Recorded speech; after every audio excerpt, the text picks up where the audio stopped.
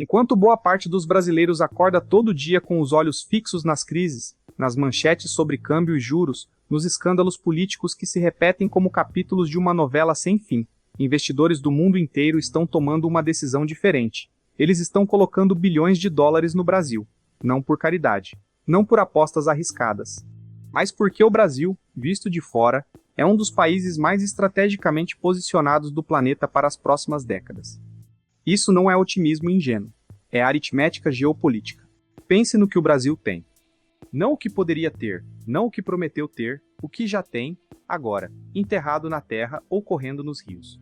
O Brasil é a maior potência agroexportadora do planeta. Não está disputando esse título. Ele já é o maior exportador de soja, de carne bovina, de frango, de açúcar, de café. Num mundo onde a insegurança alimentar deixou de ser abstração e virou pauta de segurança nacional nos países ricos, quem controla a produção de alimentos tem um poder que vai muito além das bolsas de valores.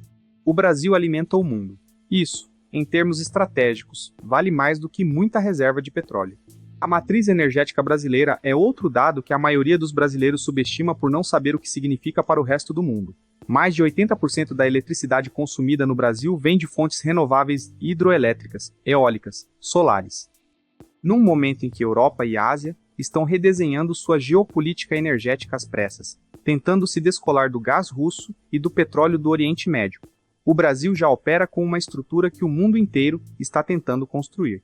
Não é uma meta para 2050. É a realidade de hoje. Abaixo do solo, o Brasil carrega reservas minerais que estão no centro de qualquer conversa séria sobre o futuro da tecnologia e da industrialização global. Lítio para baterias. Nióbio, do qual o Brasil detém mais de 90% das reservas mundiais. Terras raras. Ferro. Manganês. Ouro. À medida que a corrida por energia limpa e por semicondutores se intensifica, o mapa do que importa no mundo passa inevitavelmente pelo Brasil. E tem a água. É tão óbvio para quem nasceu aqui que virou invisível. O Brasil possui cerca de 12% de toda a água doce superficial do planeta. No mundo inteiro, cidades estão racionando água. Países estão brigando por rios. A Índia e o Paquistão têm conflitos territoriais ligados a recursos hídricos. O Oriente Médio desenhou boa parte de sua história moderna em torno da escassez de água. O Brasil nada em água doce e mal para pensar no que isso significa. Além de tudo isso, existe um fator menos tangível, mas igualmente valioso: a estabilidade geográfica e a distância dos conflitos. O Brasil não faz fronteira com nenhuma potência hostil. Não tem disputas territoriais ativas com vizinhos. Não existe ameaça de invasão real no horizonte. Enquanto a Europa sangra com uma guerra no seu quintal, enquanto o Oriente Médio vive numa tensão permanente que de tempos em tempos explode, enquanto o Pacífico se torna palco de rivalidades entre Estados Unidos e China, o Brasil observa tudo isso à distância segura. Isso, para um investidor, para uma multinacional que quer instalar produção em algum lugar do mundo, tem um valor imenso. Segurança não é commodity até virar escassez. Então chegamos à pergunta que qualquer pessoa honesta precisa fazer. Se o Brasil tem tudo isso, por que ainda não se tornou uma potência desenvolvida? Não é uma pergunta retórica. É uma pergunta que tem respostas, várias delas, incômodas, que exigem que o Brasil olhe para dentro de si, sem o conforto do cinismo barato. Parte da resposta está na desindustrialização precoce, no custo absurdo de fazer negócios, na infraestrutura que não acompanhou a riqueza do território. Parte está numa cultura política que historicamente tratou o Estado como botim e o planejamento de longo prazo como ingenuidade. Parte está numa educação que ainda não formou a força de trabalho que as riquezas do país exigem. Mas há algo mais profundo do que as explicações econômicas. Há um problema de percepção. O Brasil desenvolveu, ao longo de décadas de instabilidade e promessas quebradas, uma espécie de descrença em si mesmo. O pessimismo virou identidade. A ironia sobre o país do futuro, que sempre será o futuro, virou escudo. Desacreditar o Brasil antes que o Brasil te decepcione é quase um reflexo nacional. E é exatamente esse reflexo que impede o país de se enxergar da forma como o mundo o enxerga. Porque o mundo não está apostando no Brasil por romantismo.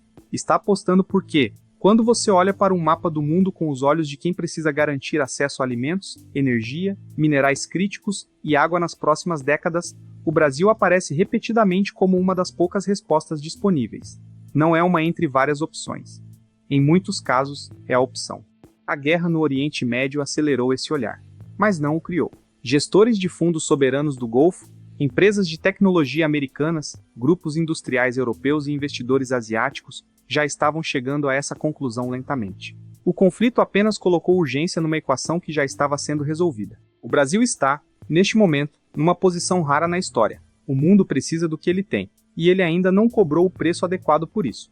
Ainda não construiu a governança, a infraestrutura, a política industrial e o capital humano necessários para transformar recursos em riqueza real e distribuída. Mas a janela existe, e ela não fica aberta para sempre. O mundo parece enxergar valor estratégico no Brasil com uma clareza que os próprios brasileiros raramente têm.